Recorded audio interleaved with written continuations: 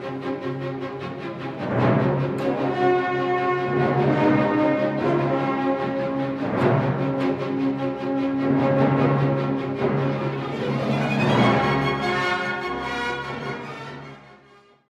mês em que se comemora o Dia da Consciência Negra, estão acontecendo em todo o país diversas ações de luta e afirmando essa data que é muito importante. E o programa Camaçari Debate de hoje traz como tema central os avanços do movimento negro. E os nossos entrevistados de hoje são Edson Costa, ele que é coordenador geral do EMUNDE, e Ivo Henrique Alves, ele que é representante do Xirê de Rua. E você de casa, como sempre, é o nosso convidado.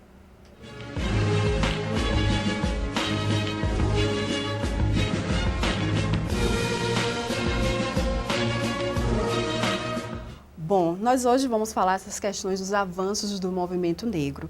E eu já começo iniciando o programa de hoje, deixando uma pergunta para os dois, com relação ao que nós podemos entender por consciência negra. Podem ficar à vontade. Por favor, Ivo. Em primeiro lugar, prazer enorme estar aqui na casa, né? A Tâmara e toda a equipe da TV Câmara. Na realidade, o que nós entendemos pela consciência negra é quando o cidadão ou a cidadã se autoafirma enquanto negro e bota a cara para bater, né? Porque é muito fácil as pessoas hoje usarem as indumentárias negras e não se autoafirmar enquanto a sua identidade. E isso, para nós, é muito importante estar frisando aqui. Porque ser negro é ter, acima de tudo, a coragem de buscar os direitos que a nós sempre foram, na realidade, cerceados. E nada mais justo do que isso. Estamos vendo aí o processo das cotas, né? Que foi um avanço do movimento negro, que conseguimos e automaticamente muitas pessoas usam das cotas, mas só se auto-intitula negro na questão da conveniência, mas não na questão da consciência. Edson. Para mim, a consciência negra é a possibilidade de você incluir mais pessoas negras nesse processo de fortalecimento da sua identidade. Então, nós, que somos do movimento negro, temos um desafio pela frente, nesse século XXI, de colocar o negro em movimento dentro do movimento negro. É o nosso grande desafio nesse século XXI, compreendendo que, para isso, a gente vai ter que se utilizar dos mecanismos e artifícios que nós construímos nesses 40 anos. Então, Ivo, será que discutir a questão da consciência negra no nosso país é importante também para quebrar essa questão do preconceito racial que ainda existe no nosso país? Com certeza, porque, querendo ou não, todas as ações que frutificou, né? As cotas, a inserção do povo negro em si dentro do mercado, que ainda é muito pequeno, se deu através de vários debates, de várias reuniões. E isso, na realidade, tem que ser mantido. Tem que ser mantido porque nós estamos vivendo um momento de transição muito grande em nosso país politicamente, onde se formos pararmos, né, para observar claramente todas as ações que foram implementadas e que avançaram dentro do governo, elas estão sendo regredidas de maneira tão radical que, se nós não voltarmos com mais eficácia no debate e provocando a união, né, dessa conscientização, nós vamos, na realidade, ficarmos à beira de um caos na questão social voltada para o povo negro. Edson, a gente fala muito do movimento negro, mas eu gostaria que você falasse de forma resumida quais foram os avanços nos últimos anos que o movimento teve de garantias. Veja só, a gente ampliou bastante o acesso ao conhecimento científico, né? Isso é uma coisa objetiva. Na Bahia, nós saímos de 600 pós-doutores para 8.200 pós-doutores em 20 anos. Sim. Isso com a presença negra aí em 40%, ou seja, nós estamos escrevendo por nós mesmos. É uma grande transformação. A nossa acessibilidade ao processo acadêmico também é extraordinário. Nós somos 62% hoje na Bahia dos empreendedores com CNPJ aberto, também é uma grande transformação. Então, eu acho que esse processo de o Estado brasileiro vir com algumas ações conservadoras, eu acho que nós temos que temos que avançar um pouco mais nisso, né? Uhum. Nós temos que empreender o que nós conquistamos. Eu acho que esse é o momento. Se a gente conquistou mais carros, vamos empreender com estes carros mais ações objetivas no sentido do desenvolvimento. Se nós conquistamos espaço da universidade, chegou o momento de nós empreendermos isso. Então é o momento da gente empreender. Sair do lugar do conforto para esse lugar do desconforto, da inovação, da ocupação da tecnologia de forma efetiva para que a gente possa transformar. Eu acho que o Estado, muitas vezes, ele é equivocado achando que ele manda e comanda. Eu acho que a sociedade também manda e comanda e nós precisamos ser esse protagonista nesse momento interessante também. E como vocês analisam que a sociedade pode participar agora desse momento? Nós estamos vivendo um momento de transição, um momento de mudanças. Ivo, o que você acha disso? A participação da sociedade é muito importante a partir do momento que nos organizarmos muito mais do que já somos organizados. Porque entendemos que essa colocação do companheiro Edson aí é muito importante, que nós temos que buscar outros caminhos e sair mesmo da zona de conforto, porque a vida é dura e por ela ser dura, nós temos que buscar uma maneira de burlar essa dureza que a vida nos impõe, principalmente quando se fala dentro da questão racial.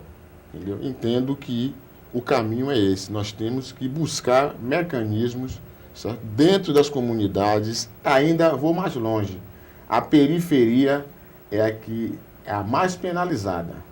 Por ela ser penalizada, nós temos que estar dentro da periferia, construindo junto com o Refavela, com a renda empreendedora étnica, com o Xirê de Rua, com Ao Negro, com diversos parceiros da sociedade civil organizada, para a gente, na realidade, dar uma levantada de maneira muito mais organizada e mais política.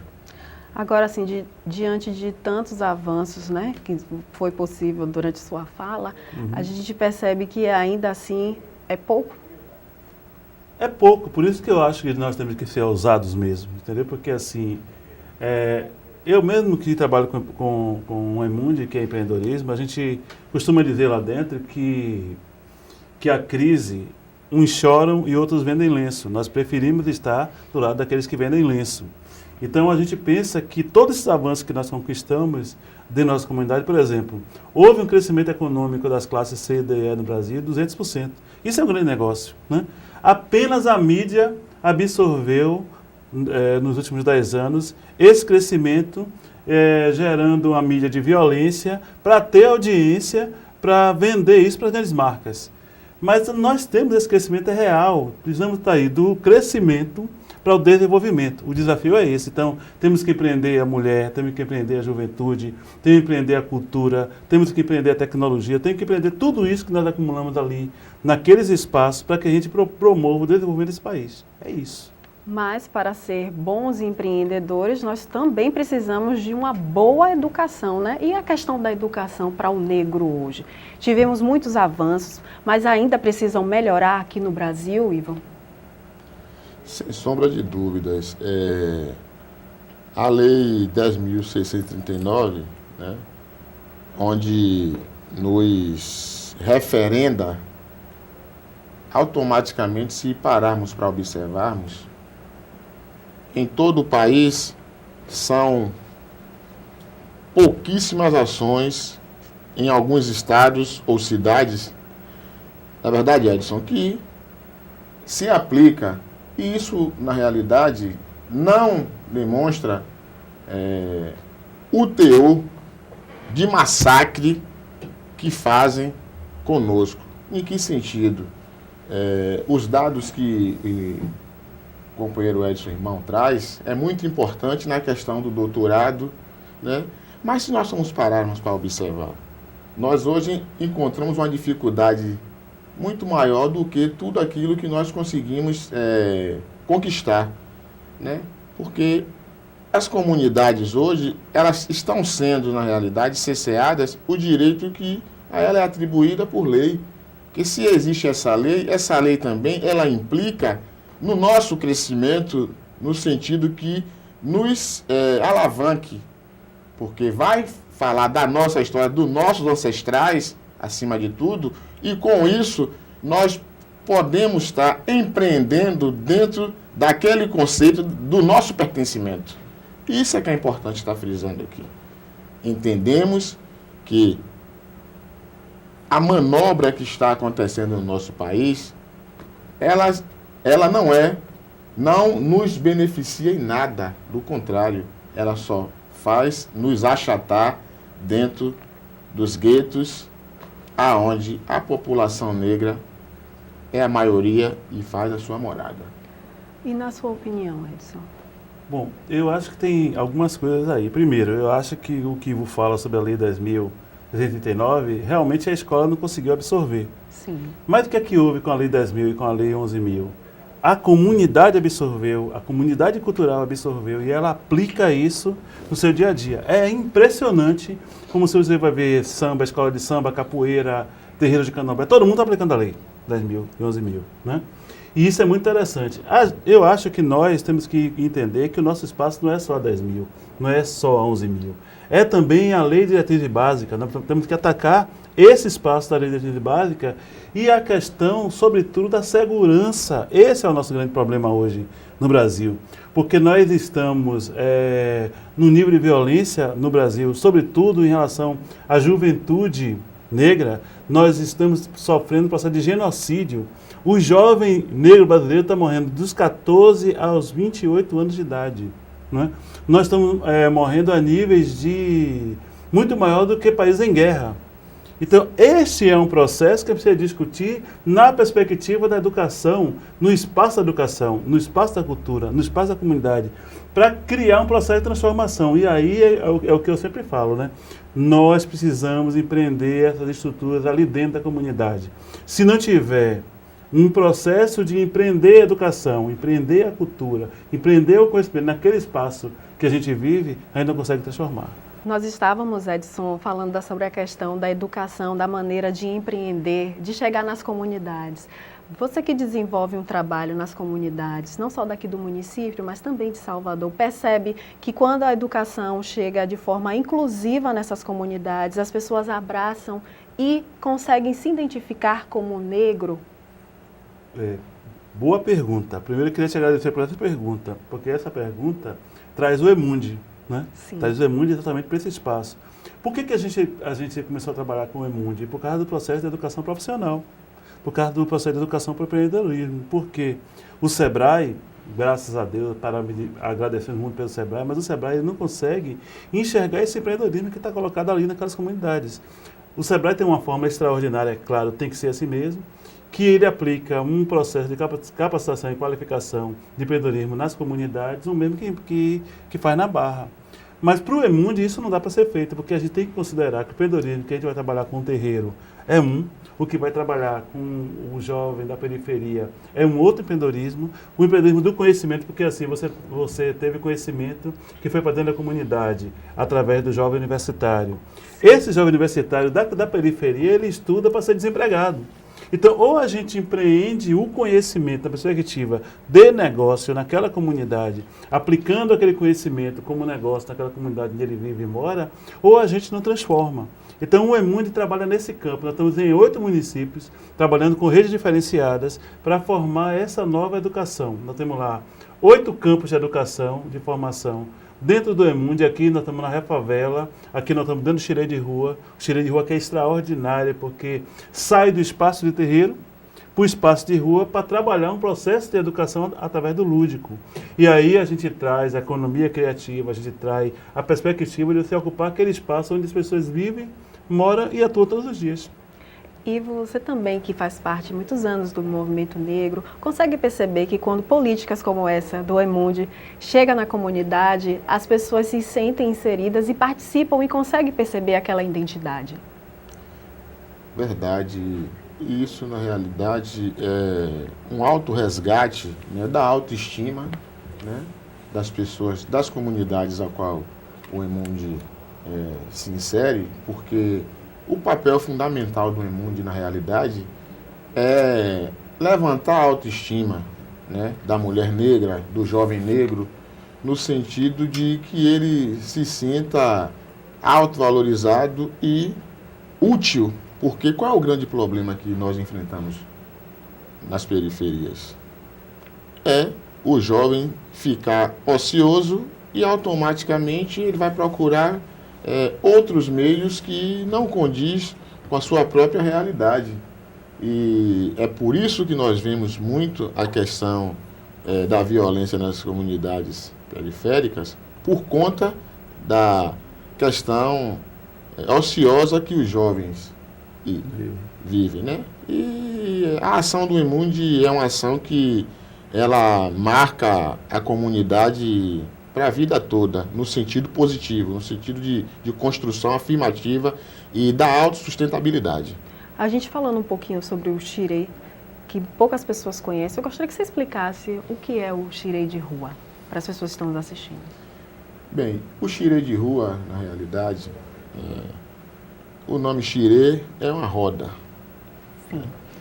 E o xirê de rua, ele sai de dentro dos terreiros de candomblé para a rua, levando a parte lúdica, que é a parte aonde toda a questão do sagrado que acontece dentro dos terreiros de candomblé, eles não são expostos na rua. O que é exposto é a parte lúdica. Depois de toda a questão do sagrado que acontece, vem essa parte lúdica. A parte lúdica é a parte onde se forma a roda, né, com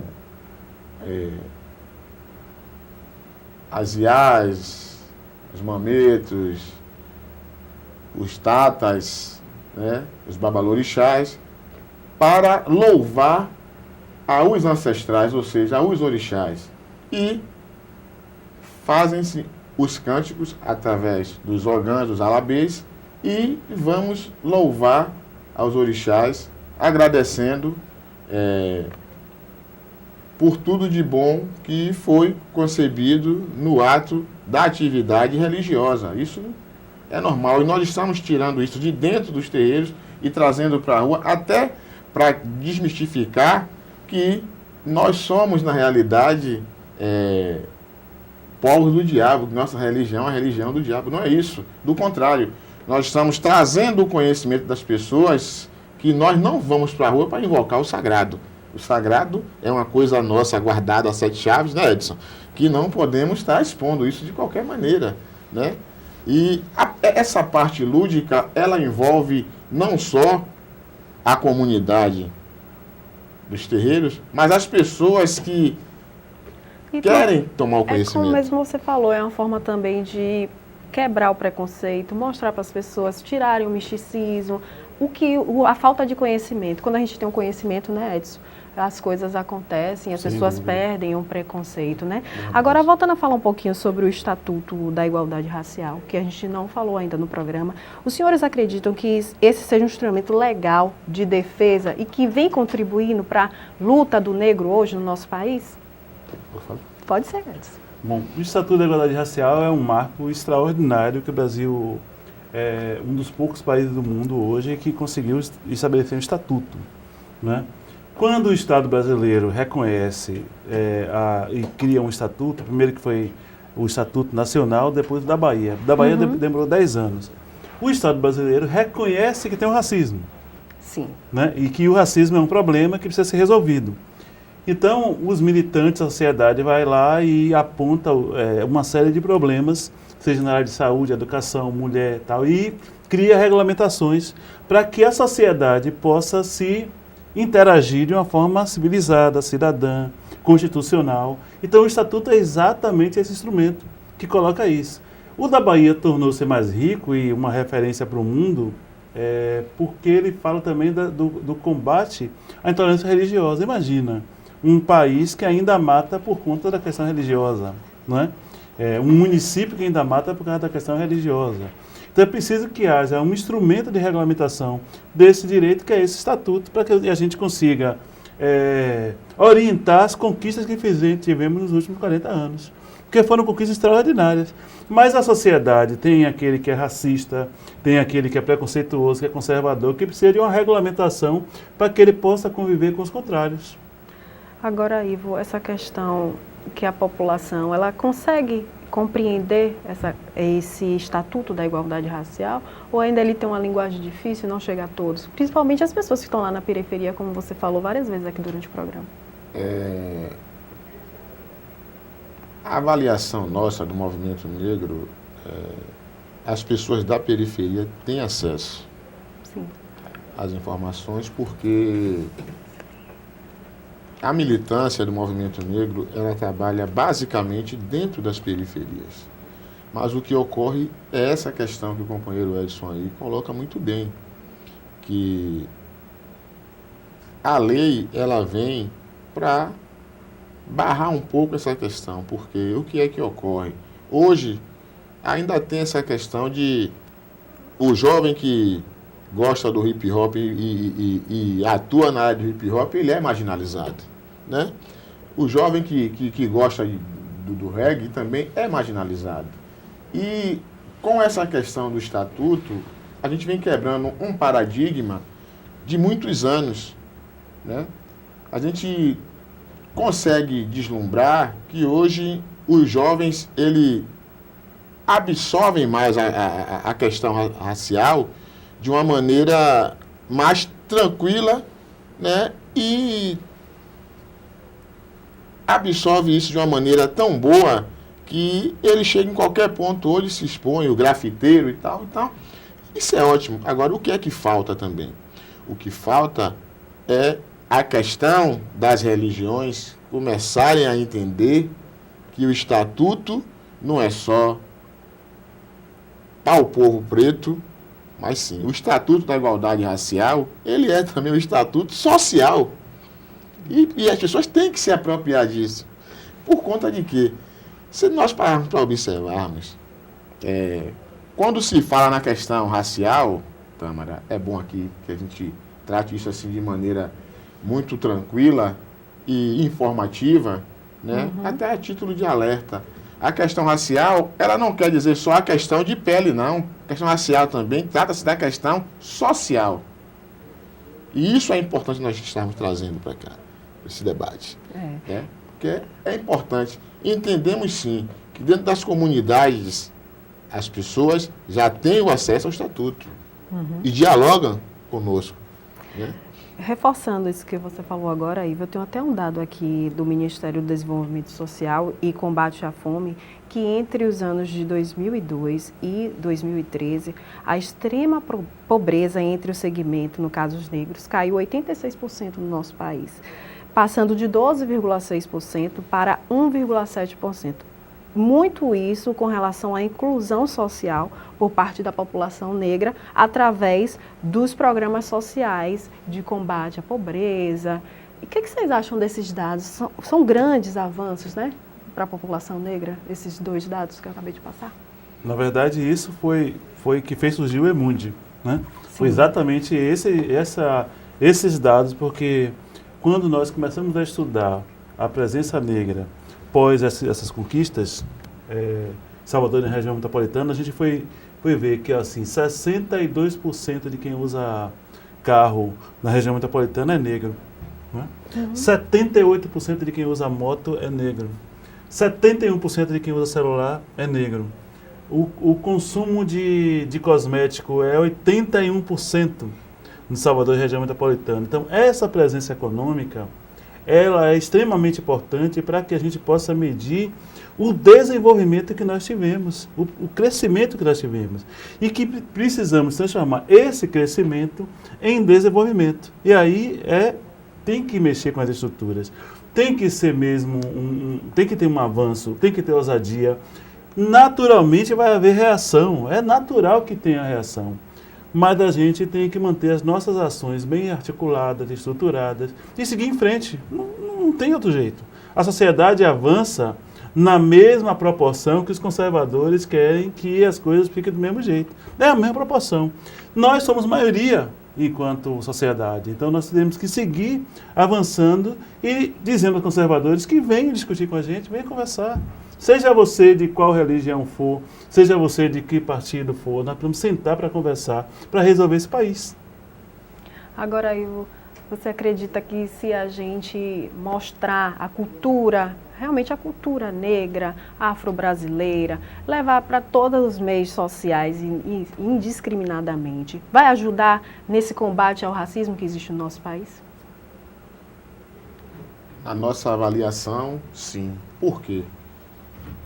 Se nós olharmos há 10 anos atrás, eu vou mais longe, há 20 anos atrás, como era que acontecia a visão da cultura negra, da religião negra? É simples, vou tratar aqui rápido, aqui o companheiro Edson, ele pode também pedir a fala numa boa, que ele sabe do que eu estou falando. Na década de 90, dos anos 90, a Bahia sofreu assim um boom muito grande na questão do turismo, que é a parte que Edson depois pode até falar melhor do que eu. O que aconteceu?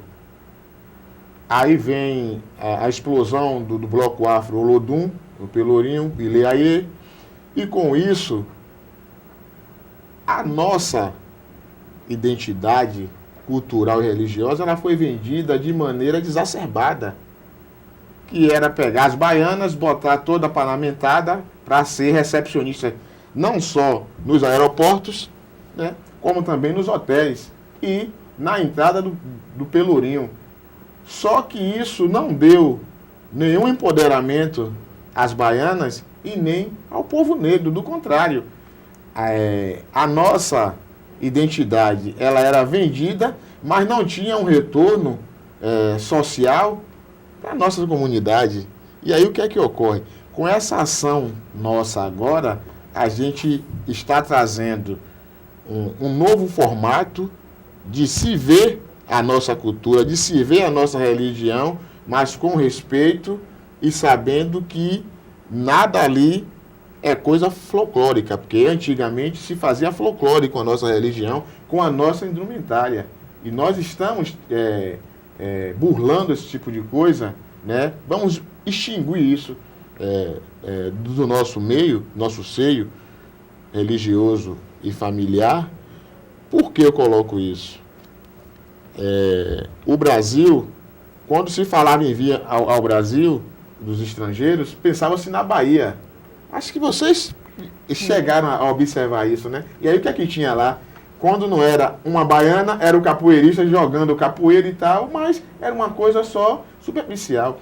E com a questão de ser instituído por lei, né, que a capoeira hoje é patrimônio material e imaterial, a mesma coisa hoje as baianas de Acarajé, né? E vamos mais longe ainda, dentro do projeto de povos e comunidades tradicionais, hoje tudo que se faz, midiaticamente falando, na questão da religiosidade e da cultura negra, não pode ser da maneira que era antigamente. E a cultura baiana, da cultura afro-brasileira, como era vendida midiaticamente, até provocou o Edson aqui com essa questão da cultura. Eu gostaria que você terminasse a sua explicação. Na verdade, nós sempre tivemos essa preocupação, porque com o avanço que o movimento negro conseguiu ter junto, a legalidade das ações sociais voltadas ao nosso povo, né, surge o Emundi. E o Emundi vem para profissionalizar, né, todo o segmento, tanto do setor cultural como do segmento religioso do nosso povo. E isso é uma questão ancestral, que é de pertencimento nosso, que nós queremos publicizar, mas de maneira organizada, de maneira legal. Então, Edson, a provocação de Ivo com relação a essa mídia, dessa questão de como era vendida a cultura afro-brasileira, qual é o seu ponto de vista? Veja só, eu acho que a gente está um pouco atrasado no Brasil do ponto de vista do olhar para a cultura, né? A gente, obviamente, está um pouco atrasado. Mas esse atraso, na verdade, tem provocado a sociedade para ela se movimentar.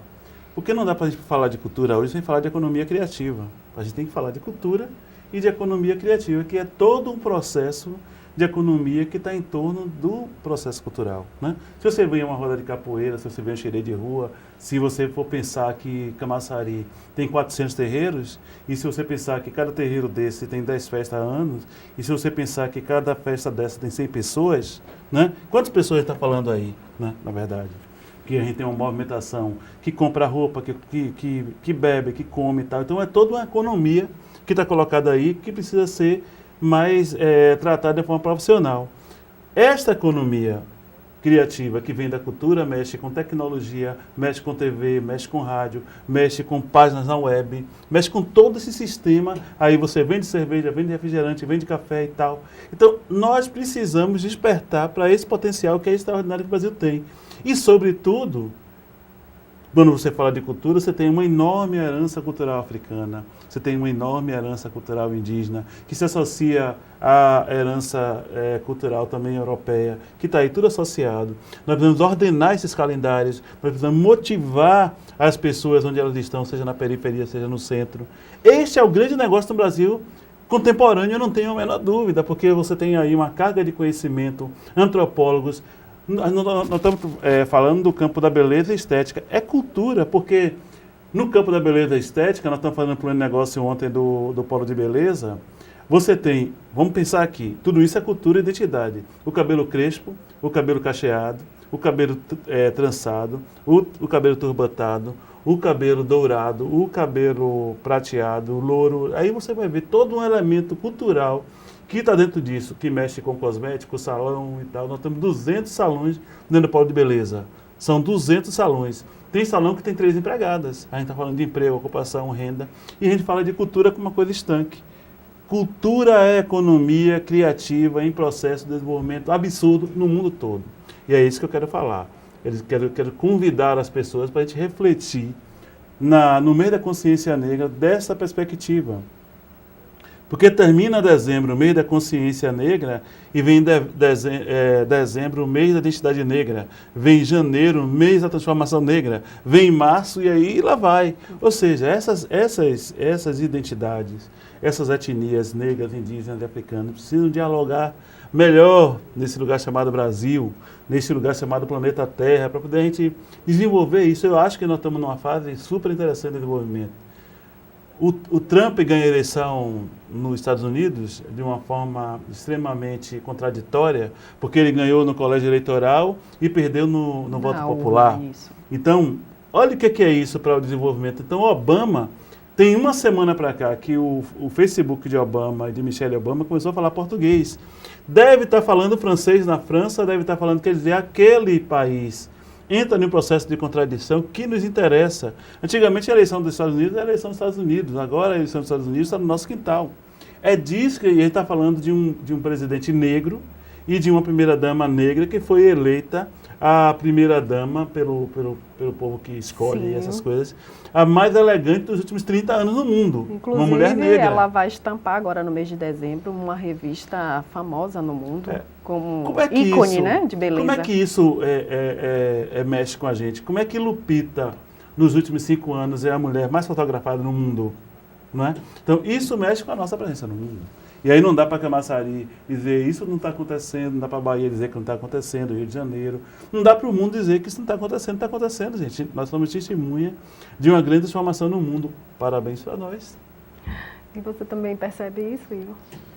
Percebo sim, porque Obama, ele teve como referência no governo dele, né, o governo brasileiro, né, na questão das ações. E essa questão que o companheiro Edson coloca do contraditório na eleição Dos Estados Unidos. Trump, para mim, era de se esperar, porque no que foi deslumbrado, as pessoas, na realidade dos Estados Unidos, não têm a mesma vivência que nós aqui no Brasil, né? Do contrário, eles são voltados, primeiramente eles vão pensar neles e depois nos outros países. Isso é uma realidade. Infelizmente, para nós, não foi um legado bom a vitória de Trump, né, Edson? Mas a gente tem que tocar a vida, e agora isso faz com que o mundo em si, ele se oxigene em torno de criar a sua independência fora dos Estados Unidos. Os Estados Unidos agora vai voltar a ser uma política mais do que já era centralizadora e a política conservadora. A gente está falando dessa questão do movimento negro, mas também com assuntos globais, que chegou a Obama, como você mesmo falou há pouco, sobre essa questão da rede social do atual presidente dos Estados Unidos, que hoje conversa com os brasileiros em português. Exato. Mas a gente também tem que falar de um dado triste nas redes sociais, que hoje é crescente no nosso país os casos de racismo na internet, não só com pessoas que estão aí todos os dias na mídia, mas com pessoas normais do nosso cotidiano, do dia a dia. Qual a análise que os senhores fazem com relação a esse racismo que vem acontecendo continuamente agora nas redes sociais? Eu acredito que esse racismo, ele vem na direção de uma reação. É a reação de um mundo conservador, de uma visão ultrapassada, que reage, porque imagina só, você é dono de tudo, você é dono da fazenda, daqui a pouco a sua fazenda reduz de tamanho, você é dono de todo o comércio, daqui a pouco você não é mais dono de todo o comércio, você é dono de todo o processo de comunicação através da TV, aí daqui a pouco você tem uma ocupação das redes sociais nesse espaço. Então, naturalmente que há uma reação desse mundo conservador. Precisa que nós ampliemos nosso espaço de militância. Compreenda que esse espaço precisa ser ocupado cada dia mais. Você vê, Michelle Obama foi racializada numa situação lá nos Estados Unidos. O movimento negro americano não optou por fazer queixa disso. Optou por afirmar ainda mais a figura de Michelle Obama, diante daquela situação que foi colocada lá. E foi na justiça defender aquilo que é direito, não é? Então, a gente precisa entender que tem coisas que é direito e a gente vai ter que ir para o campo de direito para trabalhar no desenvolvimento. E tem coisas que a gente tem que determinar mesmo com a militância. Ocupar os espaços e dizer, racista não cabe mais você ser racista porque tem o Estatuto da Igualdade Racial. Não cabe mais você ser racista porque tem esta lei aqui que mudou do ponto de vista do combate ao racismo. A Bahia tem um centro de combate ao racismo e intolerância religiosa. Fica na Avenida 7. Então, quando você sofreu um racismo, você tem que ir até lá. Você não pode deixar barato aquele debate, aquela discussão. Porque para os conservadores, está provado com Trump, que eles querem as coisas de volta como era antes. Mas eles vão ter que enfrentar Obama, vão ter que enfrentar Michelle Obama, vão ter que enfrentar o mundo inteiro, porque tem uma série de tratados de direito que o mundo todo assinou nos últimos 20 anos. Então Trump está contra esse tratado de direito de 20 anos que o mundo avançou. Então a gente tem que saber caminhar por esse caminho. Ivo, muito rapidamente, dê sua opinião sobre o assunto. Eu concordo com o Edson. Número de gênero e grau, até porque as coisas não se dão do nada, né? Elas não são soltas, né? E o que nós queremos na realidade é que as pessoas possam entender que se eles têm direito de ter Facebook, ter WhatsApp, ter Twitter, os negros também têm. E temos que colocar uma outra coisa aqui. Nós somos negros, mas somos também da raça humana. Só isso. O Camaçari em Debate está encerrando. Eu gostaria de agradecer a presença dos dois entrevistados e dar 1 minuto de considerações finais para cada um. Começo com você, Edson. O que eu tenho para pedir mesmo, aí é um pedido, é que nós precisamos de violentar as nossas mulheres negras, a sociedade como um todo precisa parar com isso, e de matar a nossa juventude negra. A gente não pode construir esse discurso do bandido bom é o bandido morto. A gente precisa saber o que é que está acontecendo nessa sociedade e parar de matar nossos jovens, parar de violentar e matar nossas mulheres negras. Isso. Ivo? Na realidade, eu queria agradecer, né, o convite e proclamar a população de Camaçari para o evento do Xirê de Rua. A data nós vamos voltar aqui para estar colocando à disposição aqui no ar. E eu encerro dizendo só uma coisa. Enquanto a cor da pele for mais importante do que o brilho nos olhos, nunca haverá paz. E sempre guerra. A bênção a meus mais velhos e a meus mais novos. A bênção, Edson. Meu Pai lhe abençoe. E vamos em frente, que a luta é grande e a vitória nos espera. Forte abraço. E o programa Camaçari em Debate está encerrando nesse momento. Nós gostaríamos de agradecer a participação de todos. Não esqueça de mandar sugestões através do nosso e-mail e até a próxima edição.